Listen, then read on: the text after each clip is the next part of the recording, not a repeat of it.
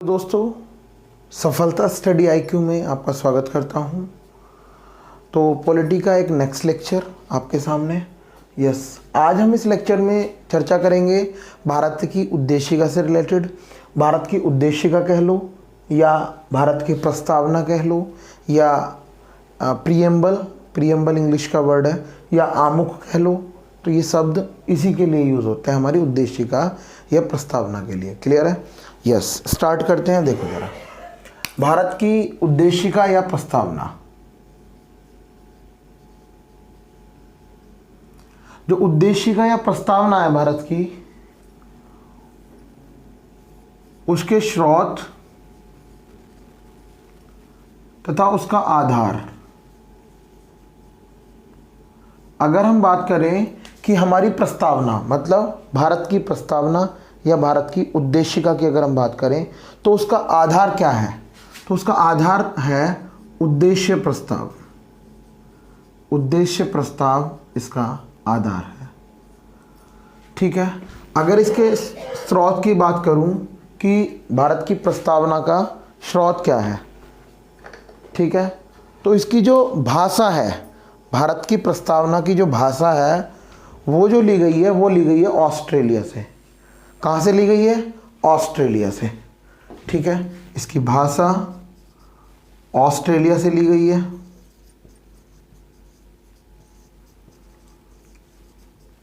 और भारत की प्रस्तावना का जो विचार है वो अमेरिका से लिया गया है। अमेरिका, यूएस से भी मिल सकता है ऑप्शन में। ठीक है, इनमें से कोई एक। क्लियर? तो हमारी जो प्रस्तावना है, प्रियम्बल है, उसका आधार क्या है? उद्देश्य प्रस्ताव है, जो कि हमने चर्चा की थी। देखो, मैंने बहुत सारे वर्ड पहले ही एक्सप्लेन कर दिए, बहुत बता दिया उनके बारे में। जैसा कि मैंने उद्देश्य प्रस्ताव के बारे में बता दिया आपको। क्लियर? अब आपको समझ आ गया होगा उद्देश्य प्रस्ताव। वही उद्देश्य प्रस्ताव जो पंडित जवाहरलाल नेहरू ने पेश किया था। ठीक है, तो इसका आधार क्या है? उद्देश्य प्रस्ताव। और इसके स्रोत क्या क्या है? भाषा ऑस्ट्रेलिया से ली गई है। किसकी भाषा? प्रस्तावना की। और इसका जो विचार है प्रस्तावना का, किससे लिया गया है? अमेरिका से, अमेरिका के संविधान से। क्लियर? अच्छा, अब बात आती है, एक चीज़ है जो प्रस्तावना है ना, उसके बारे में विंस्टन चर्चिल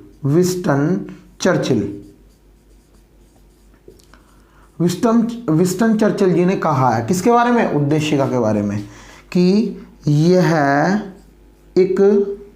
यह एक ऐसा विवाह है, यह एक ऐसा विवाह है जिसकी दुल्हन ही गायब है, जिसकी दुल्हन ही गायब है। ये शब्द किसके लिए कहा जा रहा है? ये दुल्हन ही गायब है। तो ये बात किसके बारे में बोली? प्रस्तावना के बारे में। और ये शब्द किसके लिए कहा जा रहा है कि दुल्हन?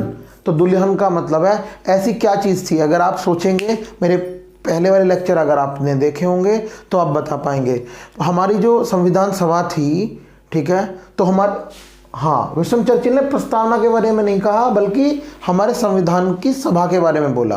क्लियर है? संविधान की जो सभा है हमारी, तो वो एक ऐसी सभा बताया विंस्टन चर्चिल ने उसे, जिसकी दुल्हन ही गायब है। दुल्हन किसे कहा? हमारी जो संविधान सभा थी उसमें क्या चीज़ नहीं थी, उसकी क्या चीज़ उससे अलग हो गई थी। तो अगर आपने ध्यान से सुना होगा तो आपको पता होगा, वरना मैं बोल ही देता हूँ। मुस्लिम लीग के लिए उन्होंने दुल्हन शब्द को यूज़ किया कि ऐसा विवाह है ये है जिसकी दुल्हन ही गायब है। विंस्टन चर्चिल ने कही थी ये बात। Winston Churchill, PM of Britain. Clear? तो ये बात हो गई। इससे आगे अगर हम बात करें, अब हम आ जाते हैं आगे बातों पर। जी देखो, जो हमारी प्रियम्बल है, उद्देशिका है, प्रस्तावना है, आमुख है, दो टूक है, देखो इनमें से कोई भी शब्द मैं बोलूं तो आप समझिएगा इस प्रस्तावना की बात की जा रही है। क्लियर? अच्छा, जो ये हमारी उद्देशिका है, हमारी उद्देशिका जो है, हमारी जो उद्देशिका है, तो ये क्या है? इसकी जो प्रकृति है वो कैसी है? उद्देशिका की प्रकृति, उद्देशिका की जो प्रकृति है वो कैसी प्रकृति है? इसकी उद्देशिका की प्रकृति कैसी है? तो आप बताएंगे अन्यायोचित। अन्यायोचित प्रकृति की है हमारी उद्देशिका, मतलब अन्यायोचित प्रकृति की है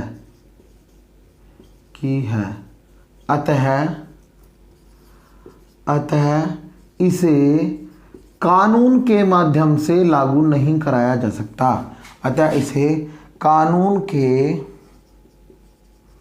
माध्यम से लागू नहीं कराया जा सकता है। तो ये उद्देशिका की प्रकृति के बारे में समझ आ गया आपको? यस जी। हम आगे चलते हैं। देखो, अब बात करते हैं कि जो हमारी प्रियम्बल है, जो हमारी उद्देशिका है, क्या इसमें संशोधन किया जा सकता है या नहीं? क्या इसमें संशोधन किया जा सकता है या नहीं, इस बारे में क्या हुआ? एक्चुअली इस बारे में दो विचार आए, मतलब मैं कह रहा हूं कि संशोधनीय है या नहीं, संशोधनीय है या नहीं। किसके बारे में बात चल रही है भैया? उद्देशिका के बारे में बात चल रही है। तो हमारी जो प्रियम्बल है, हमारी उद्देशिका है, वो संशोधनीय है या नहीं, इस बारे में दो मत आए, दो विचारक आए। तो देखो, पहले क्या कौन थे? तो वो थे राजनीति शास्त्री।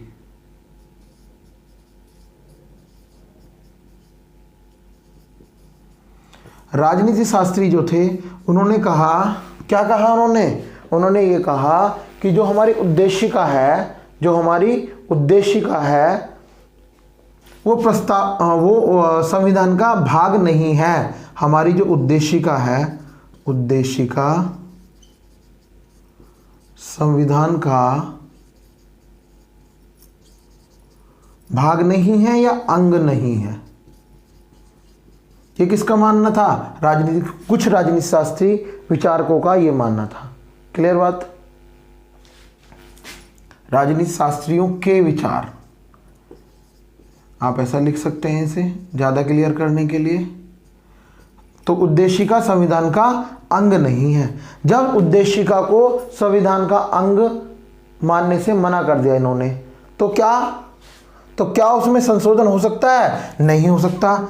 तो असंशोधनीय, असंशोधनीय किसको बताया? असंशोधनीय भैया, उद्देशिका की बात चल रही है, उद्देशिका को। तो राजनीतिक शास्त्रियों के विचार के अनुसार ऐसा कहा जाता है कि उद्देशिका असंशोधनीय है। क्लियर है? उन्होंने क्या कहा? जो उद्देशिका है हमारी, वो संविधान का अंग या भाग नहीं है, इसलिए वो क्या है? असंशोधनीय। और इनकी बातों को और ज्यादा बल मिल गया जब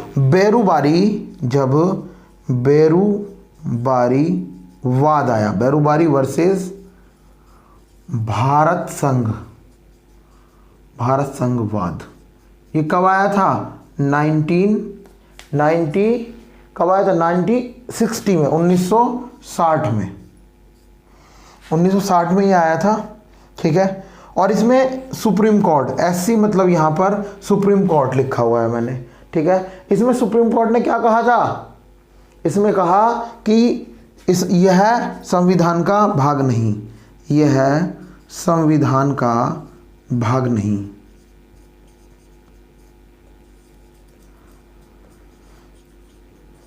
अतः असंशोधनीय।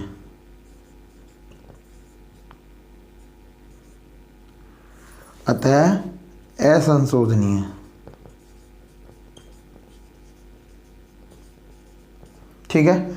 ये किस में हुआ? बेरूबारीवाद में। तो इससे आप इन राजनीति शास्त्रियों की बात को और बल मिल गया। क्लियर? जब किसने कहा? सुप्रीम कोर्ट ने, हमारे सर्वोच्च न्यायालय, हमारी सर्वोच्च अदालत ने जब ये बात कह दी कि जो संविधान है उसका भाग नहीं है प्रस्तावना, इसलिए उसमें संशोधन नहीं किया जा सकता।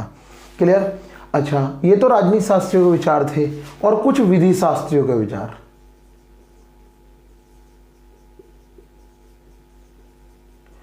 विधि शास्त्रियों के क्या विचार थे? उन्होंने कहा कि उद्देशिका, किसके बारे में कहा? कि उद्देशिका जो है संविधान का अभिन्न अंग है,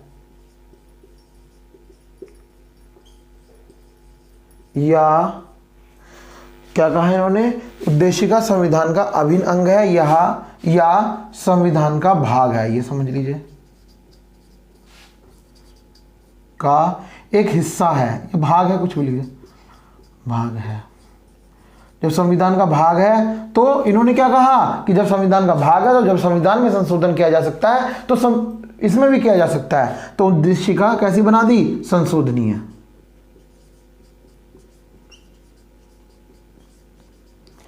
तो ये बात किसने कही, विधि शास्त्रियों ने, और इनकी बात को भी बल मिला कब, हमारे सुप्रीम कोर्ट ने किस केस में, हमारे सुप्रीम कोर्ट ने किस केस में, हमारे सुप्रीम कोर्ट जी ने किस केस में कहा था, यस, केशवानंद भारती में, केशवानंद भारती वाद में वर्सेस भारत संघ वाद कब हुआ था, 1973, 1973 में हमारे सुप्रीम कोर्ट, यहाँ पे एससी रिप्रेजेंटेशन किसी जाति के लिए नहीं बल्कि एससी मतलब सुप्रीम कोर्ट लिखा हुआ है मैंने, तो हमारे सुप्रीम कोर्ट ने क्या कहा कि जो उद्देशिका है वो संविधान का क्या है, अभिन्न अंग है, अतः इसमें संशोधन किया जा सकता है। ठीक है, सुप्रीम कोर्ट ने क्या कह दिया कि हमारे संविधान का अभिन्न अंग है, हमारे संविधान का अभिन्न अंग है, अतः इसमें संशोधन किया जा सकता है, अतः संशोधनीय,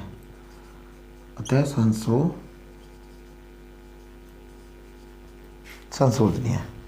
क्लियर। तो ये दो तरह के विचार हो गए। क्लियर। आगे चलते हैं, देखो जरा। तो बात क्लियर नहीं हुई सर कि हमारी जो उद्देशिका है इसमें संशोधन किया जा सकता है या नहीं, ये बात क्लियर नहीं हुई। देखो आपने देख लिया कि दो तरह के विचार आ रहे थे, जी बिल्कुल आ रहे थे। तो उसके बाद देखो क्या हुआ, उसके बाद हुआ ऐसा कुछ बम्बईवाद। कौन सा बम्बईवाद, SR Bombay, SR Bombay versus Bharat संघवाद। कब हुआ ये, 1994 में। तो इसमें हमारे सुप्रीम कोर्ट ने बहुत ही स्पष्ट बात कह दी। SR बम्बई वर्सेस भारत संघवाद 1994 में हमारे सुप्रीम कोर्ट ने बहुत ही स्पष्ट बात कह दी। उन्होंने कह दिया, क्या कह दिया कि हमारी जो प्रस्तावना है उसमें संशोधन तो हो सकता है लेकिन उसके मूलभूत ढांचे में परिवर्तन किए बगैर। तो हमारी जो प्रस्तावना है, प्रस्तावना में संशोधन तो किया जा सकता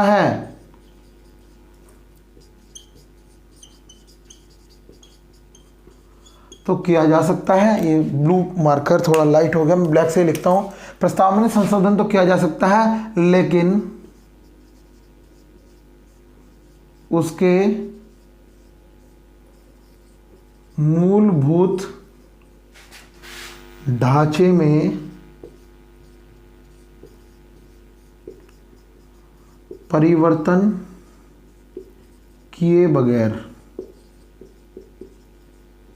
ठीक है, प्रस्तावना में संशोधन तो किया जा सकता है लेकिन उसके मूलभूत ढांचे में परिवर्तन किए बगैर। अब बात आ रही होगी कुछ बच्चों के दिमाग में, हाँ मूलभूत की जगह एक वर्ड और आता है आधारभूत। तो मूलभूत हो या आधारभूत।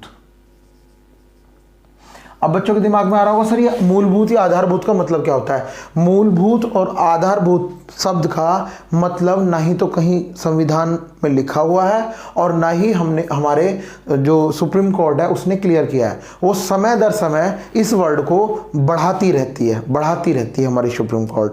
ठीक है, कभी कोई बात होती है जब उसे कोई जो कानून बनाया है उसके बारे में कुछ कहना होता है, उसके बारे में टिप्पणी करनी होती है या उसे निरस्त करना होता है, तो तब ये कहती है कि ये जो है इस संविधान के मूलभूत ढांचे के खिलाफ है, इसलिए हम इसे निरस्त करते हैं। क्लियर। तो मूलभूत या आधारभूत की कोई डेफिनेशन, कोई परिभाषा नहीं है। क्लियर? तो इससे जो इस शब्द से जो हमारे सर्वोच्च अदालत है वो सेफ हो गई। क्लियर? तो वो जब चाहे किसी भी शब्द को कह सकती है कि ये इसका मूलभूत शब्द है या मूलभूत ढांचा है ये इसका। ठीक है? तो ये एसआर बोम्बईवाद में भारत संघवाद में और 1994 में ये कह दिया। तो अब क्या है? तो अब फिलहाल क्या है? इसके बाद से क्या है? संशोधन तो 73 के बाद ही किया जा सकता था, है ना? लेकिन अब हम क्या कह सकते हैं कि हमारी जो प्रस्तावना है वो क्या है? संशोधनीय।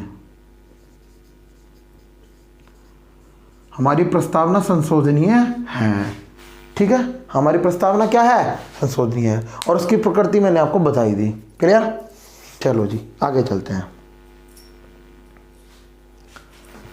अब एक बात हो रहा है, देखो जरा, जब सबसे पहले हमारी सर्वोच्च अदालत केशवानंद भारती वाद 1973 में ये कहा हमारी सर्वोच्च अदालत ने कि जो हमारी प्रस्तावना है वो संविधान का अभिन्न अंग है और इसमें भी जैसे संविधान के सभी प्रावधानों में बदलाव किया जा सकता है, संशोधन किया जा सकता है, वैसे ही इसमें भी संशोधन किया जा सकता है। क्लियर?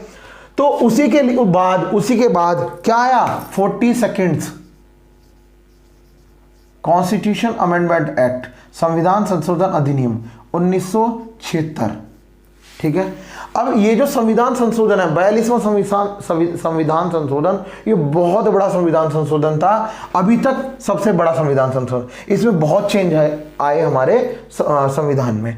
लेकिन अभी हम चूंकि उद्देशिका की बात कर रहे हैं, प्रस्तावना की बात कर रहे हैं, तो इस संशोधन में, इस 42वें संविधान संशोधन 1976 में हमारी उद्देशिका में क्या क्या बदलाव किए गए। ठीक है? अच्छा, इससे पहले किए जा सकते थे क्या? नहीं किए जा सकते थे। क्यों? क्योंकि 73 में ही तो केशवानंद भारतीवाद के बाद ही तो हम इसमें चेंज कर सकते थे। ठीक है? तो इसमें कर सकते थे। तो इसमें क्या आया? तो हमारे जो संविधान है उसमें कुछ वर्ड जुड़े। क्या जुड़े? और संविधान के भी किस पार्ट में? उद्देशिका के पार्ट में। हमारी प्रस्तावना या उद्देशिका में 3 वर्ड जुड़ गए। क्या क्या? समाजवादी,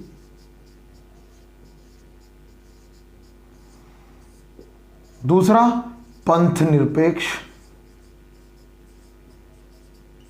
और अखंडता। ये जो 3 शब्द हैं ये हमारी प्रस्तावना में कब जोड़े गए? तो 42वें संविधान संशोधन अधिनियम 1976 में। क्लियर? समाजवादी, पंथ निरपेक्ष और अखंडता, ये 3 जो शब्द हैं ये 42वें संविधान संशोधन में हमारी प्रस्तावना में जोड़ दिए गए। क्लियर? आगे चलते हैं। देखो भाई, एक क्वेश्चन आता है। अब वो क्वेश्चन क्या आता है मैं अभी डिस्कस करने वाला हूं। पहले एक बात बता दूं उसके जस्ट बाद। ठीक है? मुझे याद रहेगा, आप सुनिएगा जरा। जैसे हमारी उद्देशिका या प्रस्तावना, हमारी जो प्रीएम्बल है, हमारी प्रस्तावना है, वो क्या है? देखिएगा जरा, एक बार सुन लीजिएगा बड़े ध्यान से। मैं पढ़ने जा रहा हूं। देखो, हम भारत के लोग भारत को एक संपूर्ण प्रभुत्व संपन्न समाजवादी पंथ निरपेक्ष लोकतांत्रिक गणराज्य बनाने के लिए तथा उसके समस्त नागरिकों को सामाजिक, आर्थिक और राजनीतिक न्याय, विचार, अभिव्यक्ति, विश्वास, धर्म और उपासना की स्वतंत्रता, प्रतिष्ठा और अवसर की समता प्राप्त कराने के लिए तथा उन सब में व्यक्ति की गरिमा और राष्ट्र की एकता और अखंडता सुनिश्चित करने वाली बंधुता बढ़ाने के लिए दृढ़ संकल्प होकर अपनी संविधान सभा में आज तारीख 26 नवंबर 1949 ईस्वी मिति मार्गशीर्ष शुक्ल सप्तमी संवत 2006 विक्रमी को एतद्वारा इस संविधान को अंगीकृत, अधिनियमित और आत्मार्पित करते हैं। ठीक है? तो ये जो शब्द है देखो, ये अखंडता और हमारा समाजवादी और जो हमारा पंथ निरपेक्ष, ये 3 शब्द कब जोड़े गए? 42वें संविधान संशोधन अधिनियम के द्वारा। क्लियर? अच्छा, एक चीज आती है, जो हमारे अंबेडकर साहब थे, जो हमारे अंबेडकर साहब जी थे, उन्होंने जो उद्देशिका मतलब उद्देशिका जब ये पढ़ी जा रही थी 26 नवंबर 1949 में, तो उस टाइम एक भाषण दिया। तो जो संविधान बना और बन के तैयार हुआ, तो लास्ट में चूंकि जब एक्सेप्ट किया जा रहा था, आत्मार्पित अधिनियम तो अंगीकृत किया जा रहा था, तो उसे कहा जा रहा है, उनके उस भाषण को अंतिम भाषण कह देते हैं। इस रेस्पेक्ट में अंतिम कहते हैं, चूंकि संविधान जब एक्सेप्ट ही कर रहे हैं तो वो लास्ट ही भाषण है संविधान के बारे में, क्लियर। तो अंतिम भाषण इसलिए उसे बोलते हैं। तो हमारे अंबेडकर साहब ने, हमारे भीमराव अंबेडकर साहब ने जो अब उनका अंतिम भाषण था, तो उसमें यह अंतिम भाषण कहा जाता है डॉक्टर B.R. अंबेडकर साहब, B.R. अंबेडकर साहब, B.R. अंबेडकर साहब जी ने अपने अंतिम भाषण, किस भाषण में, अंतिम भाषण, या अंतिम भाषण की जगह एक शब्द और आता है समापन, समापन भाषण। अंतिम भाषण आ जाता है ये तो शब्द, ये आ जाता है क्या, समापन भाषण में त्रयी संघ, जो त्रयी संघ यूज किया, उसमें त्रयी संघ का क्या मतलब था, ठीक है। ये इतना इंपॉर्टेंट क्वेश्चन है बहुत ज्यादा। त्रयी संघ का क्या मतलब था, तो इसका मतलब था, देखो क्या क्या शब्द थे, त्रयी संघ जो शब्द था, तो त्रयी शब्द थे ये, त्रयी शब्द ऐसे भी आ सकता है, त्रयी शब्द का अंबेडकर साहब के अंतिम भाषण, या फिर आ सकता है समापन भाषण में त्रयी शब्द या त्रयी संघ के का मतलब क्या था। तो उसका मतलब था स्वतंत्रता, समता, स्वतंत्रता, समता और बंधुत्व।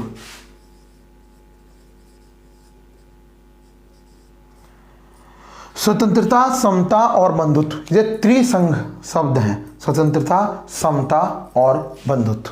क्लियर हो गया। तो ये हमारे अंबेडकर साहब जी थे जिन्होंने अंतिम भाषण में त्रयी संघ शब्द का इस्तेमाल किया। इसका मतलब था स्वतंत्रता, समता और बंधुत्व, इन शब्द का ये मतलब था। क्लियर हो गया जी। अब देखो एक चीज़ और, अभी मैंने आपको कहा था कि एक क्वेश्चन आता है, वो क्वेश्चन क्या आता है मैंने अभी कह दिया था, पहले इसे पढ़ लूंगा उसके बाद बताऊंगा। तो अब वही क्वेश्चन मैं बताने जा रहा हूं। देखो एक क्वेश्चन आता नहीं है, आया हुआ है। देखो, भारत को एक संपूर्ण प्रभुत्व संपन्न, देखो यहां पे लिखा हुआ है, भारत को एक संपूर्ण प्रभुत्व संपन्न, समाजवादी, पंथनिरपेक्ष, लोकतांत्रिक गणराज्य बनाने के लिए। अच्छा, जो गणराज्य शब्द आया है वो किसके लिए आया है, भारत के लिए आया है, हमारे देश के लिए आया है। हमारे यहाँ गणराज्य व्यवस्था है, तो गणराज्य व्यवस्था का मतलब होता है कि जो हमारा राष्ट्र का प्रमुख होता है वो निर्वाचित होता है, ना कि वंशानुगत। क्लियर। तो हमारे यहाँ राजतंत्र नहीं है बल्कि गणतंत्र है। क्लियर। तो हमारे यहाँ गणराज्य, बताऊंगा इस शब्द को भी और आगे, राजतंत्र नहीं है, हमारे यहाँ गणतंत्र है। क्लियर। तो गणराज्य है हमारा, तो गणराज्य भारत के लिए, तो ये एक संज्ञा है, और संज्ञा की विशेषता या संज्ञा के बारे में जो एक्स्ट्रा सूचना दी जाती है, अतिरिक्त जानकारी दी जाती है, वो दी जाती है विशेषण के द्वारा। किसके द्वारा, विशेषण के द्वारा। तो जो मैं ये बात बता रहा हूँ, अगर कोई बच्चा ग्रामेटिकली स्ट्रांग है तो उसकी ग्रामर अच्छी है, तो उसमें क्या हो जाएगा, वो आंसर निकाल लेगा इस क्वेश्चन का। और जो ना भी निकाल पाए तो यहाँ हम बता ही रहे हैं। देखो मतलब है संपूर्ण प्रभुत्व संपन्न, जो संपूर्ण प्रभुत्व संपन्न है इसे संप्रभु भी बोल देते हैं। संप्रभु, समाजवादी, पंथनिरपेक्ष, लोकतांत्रिक। अच्छा ये कॉमन ही लगेंगे भाई, गणराज्य। अब देखो उसमें ये आया था क्वेश्चन में कि जो गणराज्य है, गणराज्य की जो विशेषण की डिग्री है वो सबसे ज्यादा किस शब्द में है। मतलब जो शब्द थे, विशेषण की जो डिग्री के आधार पर शब्द थे, उनको डिसेंडिंग ऑर्डर में, मतलब घटते हुए क्रम में अरेंज करना था। क्वेश्चन ये था। तो गणराज्य अब बात आती है गणराज्य एक संज्ञा है, इसकी विशेषता ये शब्द बता रहा है, ये भी बता रहा है, ये भी बता रहा है, ये भी बता रहा है। कैसे पता चला? देखो गणराज्य, क्या लोकतांत्रिक गणराज्य हो सकता है? बिल्कुल हो सकता है। क्या पंथनिरपेक्ष गणराज्य हो सकता है? बिल्कुल हो सकता है। समाजवादी गणराज्य हो सकता है, संप्रभु गणराज्य हो सकता है। क्लियर? तो ये सब सारे शब्द इसी की विशेषता बता रहे हैं गणराज्य की। तो इसकी विशेषता ये भी बता रहा है, ये भी बता रहा है, ये भी बता रहा है और ये भी बता रहा है। क्लियर? अब बात एक है, देखो ग्रामेटिकली बात मैं ये कह रहा था आपसे कि गणराज्य के बराबर में, मतलब संज्ञा के बराबर में जो विशेषण होता है उसकी डिग्री सबसे ज्यादा होती है, सर्वश्रेष्ठ होती है। क्लियर? तो यहां पर सबसे ज्यादा जो डिग्री है विशेषण बताने की, वो किसके पास है? लोकतंत्र के पास। क्लियर? तो 1 नंबर पे ये आएगा, सबसे बड़ी डिग्री जो है विशेषण की लोकतंत्र के पास है। मतलब गणराज्य सबसे ज्यादा प्रेशर लोकतंत्र पे डाल रहा होगा। संज्ञा के बराबर वाला जो विशेषण होता है, संज्ञा उस पे सबसे ज्यादा प्रेशर एम्फेसाइज करती है, लगाती है। क्लियर? उसके बाद पंथनिरपेक्ष, मतलब दूसरे नंबर पे पंथनिरपेक्ष की डिग्री आ गई विशेषण की, और तीसरे नंबर पे समाजवादी, और चौथे नंबर पे संप्रभु। तो सबसे ज्यादा गणराज्य किस पर प्रेशर डाल रहा है अपनी विशेषता बताने के लिए? लोकतंत्र पे। क्लियर? तो जहां जो लोकतंत्र है, ये विशेषण की डिग्री मैक्सिमम प्राप्त किए हुए है। मैं यहां पे लिख रहा हूं विशेषण। क्या है ये? विशेषण। तो विशेषण सबसे ज्यादा लोकतांत्रिक, उसके बाद पंथनिरपेक्ष, उसके बाद समाजवादी, उसके बाद संप्रभु। क्लियर? तो ये मुझे बताना था, ये मैंने आपको बता दिया है। क्लियर? चलो जी आगे चलते हैं। देखो जरा आगे क्या है, देखो। तो हम आगे बात कर रहे हैं प्रस्तावना के माध्यम से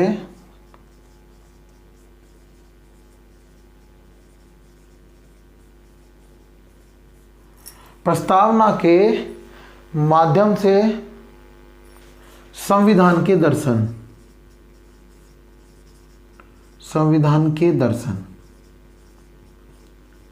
प्रस्तावना के माध्यम से संविधान के दर्शन प्रस्तावना के माध्यम से दो तरीके से। देखो, आदर्श और आकांक्षाएं। आदर्श और आकांक्षाएं।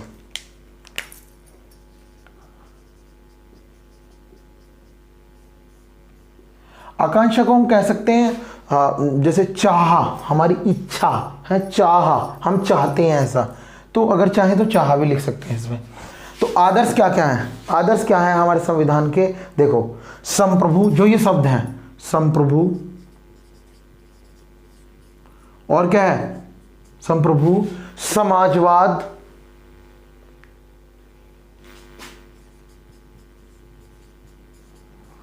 पंथनिरपेक्ष,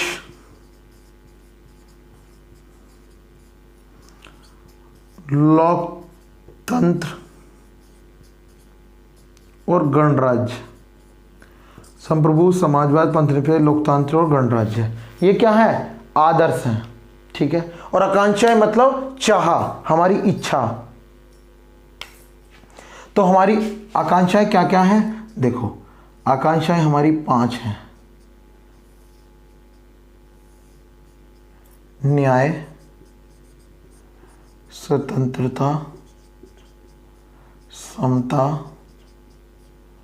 न्याय, स्वतंत्रता, समता, बंधुता,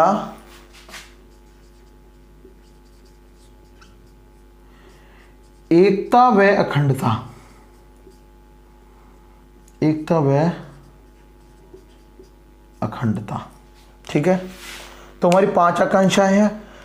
न्याय, स्वतंत्रता, समता, बंधुता, एकता व अखंडता, ये 5 आकांक्षाएं हैं। और जो ये आकांक्षाएं हमारी हैं वो आदर्शों की बुनियाद पर प्राप्त की जा सकती हैं। आदर्शों की बुनियाद पर ही प्राप्त की जा सकती हैं। क्लियर है? आदर्शों की बुनियाद पर ही आकांक्षाएं या चाह प्राप्त हो सकती है हमें। ठीक है? ये बात क्लियर हो गई। आगे चलते हैं जरा।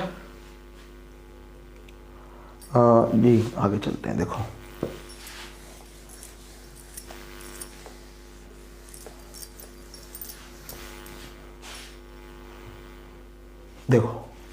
बात करते हैं हम भारत के लोग। देखो उद्देशिका में, हम भारत के लोग भारत को एक संपूर्ण प्रभुत्व संपन्न जो शब्द है इसको पहले बता देते हैं। संपूर्ण प्रभुत्व संपन्न, संपूर्ण प्रभुत्व संपन्न। संपूर्ण प्रभुत्व संपन्न का मतलब होता है कि हम बाहरी स्तर पर या फिर आंतरिक स्तर पर स्वतंत्र हों। हम बाहरी स्तर पर मतलब देश से बाहर, हम देश से बाहर भी स्वतंत्र व्यापार, व्यवसाय, सेना रखना, सेना को भेजना, ये सब चीज़ें स्वतंत्र हों इन सब कामों में।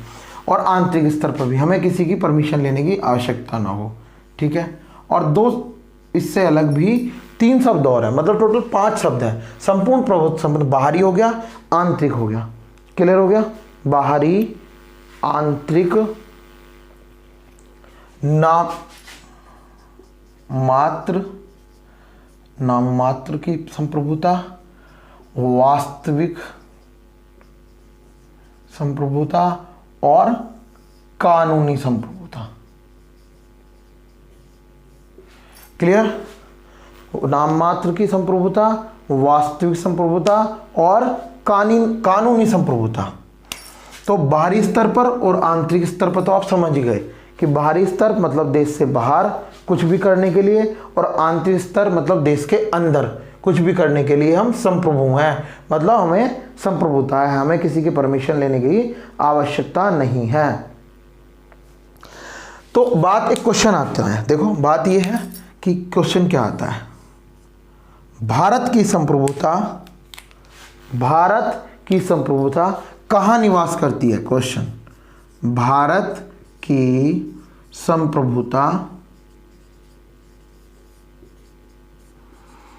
कहाँ निवास करती है, कहाँ निवास करती है। तो आंसर है इसका भारत के लोगों में, भारत के लोगों में। भारत की संप्रभुता कहाँ निवास करती है, तो आंसर है भारत के लोगों में। तो नाम मात्र की संप्रभुता का अध्यक्ष,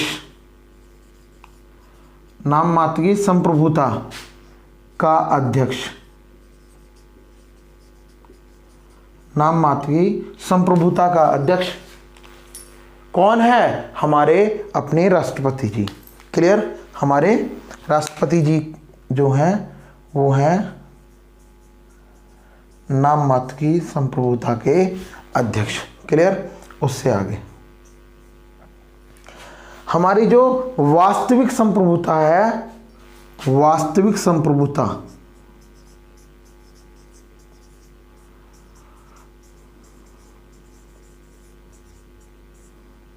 वास्तविक संप्रभुता किसके अंदर निवास करती है या उसके अध्यक्ष कौन है, तो हमारे कौन है, प्रधानमंत्री जी, मतलब प्राइम मिनिस्टर, प्रधानमंत्री जी के पास वास्तविक संप्रभुता है, क्लियर। उसके बाद कानूनी संप्रभुता, कानूनी संप्रभुता